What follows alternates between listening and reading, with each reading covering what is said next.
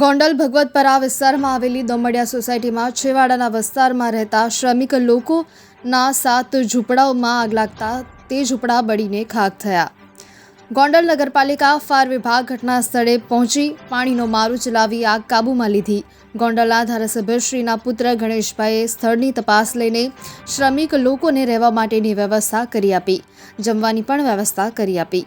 સ્થાનિક લોકોએ ધારાસભ્યને ફોન કરતા દોડી પહોંચ્યા ત્યારે મેઘવાડ સમાજના યુવા આગેવાન મહેન્દ્રભાઈ તેમજ નીતિનભાઈ સાડપા સહિતના આગેવાનો પહોંચ્યા હતા.